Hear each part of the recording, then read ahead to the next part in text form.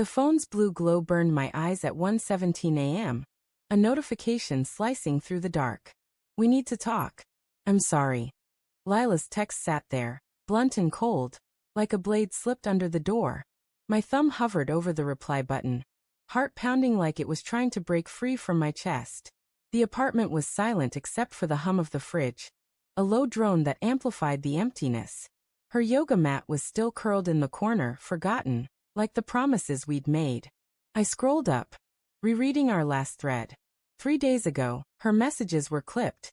Late class tonight. Don't wait up. I'd believed her. Why wouldn't I? Lila was the steady one, the one who'd laugh at my overthinking, who'd kiss my forehead and say, "Babe, you're spiraling." But now, the signs were screaming. Her phone always face down, her sudden obsession with sunrise yoga. The way she'd smile at her screen when she thought I wasn't looking.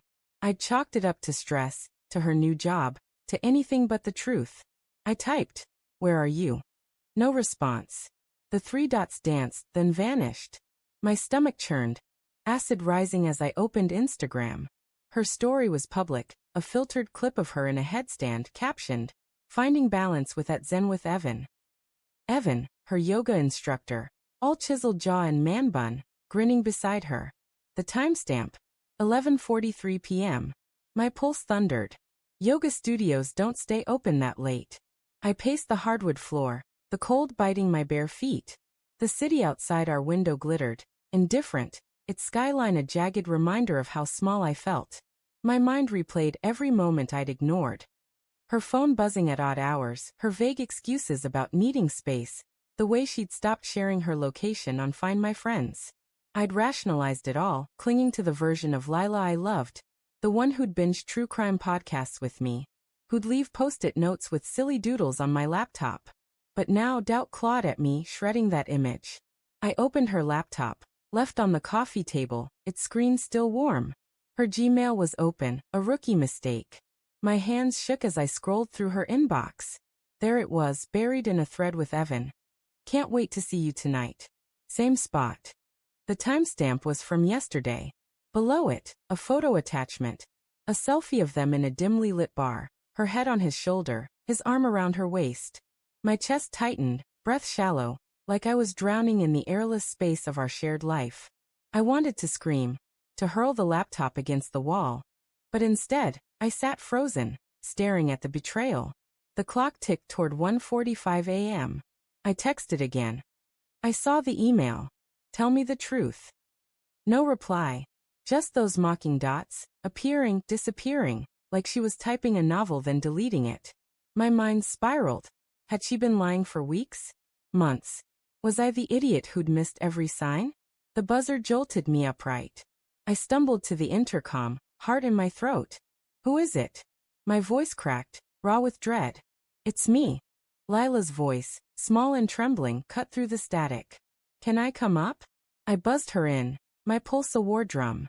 The elevator's hum grew louder. And then she was there, standing in the doorway, her eyes red-rimmed, mascara streaked. Behind her, Evan loomed, his yoga teacher calm replaced by a nervous twitch in his jaw. "What the hell is this?" I said, my voice low, dangerous. The air felt thick, charged with unspoken accusations. Lila stepped inside, her hands wringing. "I didn't want you to find out like this," she whispered. Her lavender hoodie, the one I'd bought her last Christmas, hung loose on her frame. "I've been trying to figure out how to tell you." "Tell me what?" I spat, though I already knew. "That you're sleeping with him?" I jerked my head toward Evan, who stood frozen, eyes darting between us like a cornered animal. "It's not that simple," Lila said, her voice breaking. "You've been so distant, always working, always on your phone. I felt invisible." "Don't you dare," I snapped, stepping closer. "Don't make this my fault. I saw the emails, Lila. The pictures. You didn't just trip and fall into his bed." Evan cleared his throat, his voice infuriatingly calm. "We didn't mean to hurt you, man. It just happened." I laughed, a bitter, hollow sound. "Oh, it just happened? You accidentally took her to a bar, accidentally sent her flirty texts, accidentally." My voice cracked, and I hated myself for it. I wanted to stay angry, to keep the rage burning, but grief was creeping in, heavy and suffocating. Lila's eyes welled up. I still love you, she said, barely audible. I got lost. Evan listened when you didn't. He saw me. Bullshit, I said, but my voice wavered. I remembered the nights I'd zoned out, scrolling X while she talked, the mornings I'd left for work without a kiss. Had I pushed her away? Was this my fault too? Evan stepped forward, hands raised like he was calming a wild animal. Let's just talk this out. No one's perfect here. Get out, I said, my voice deadly quiet. Both of you. Lila sobbed, a sound that tore at me, but she didn't move. I don't want to lose you, she said. I came here to fix this. Fix it. I laughed again, the sound jagged. You brought him to our home at 2 a.m. to fix it? You think I'm that stupid? Her phone buzzed on the counter, lighting up with a notification. I grabbed it before she could, my hands moving on instinct. A text from Evan sent 10 minutes ago. Tell him it's over. We'll figure it out together. My vision blurred, rage and heartbreak colliding.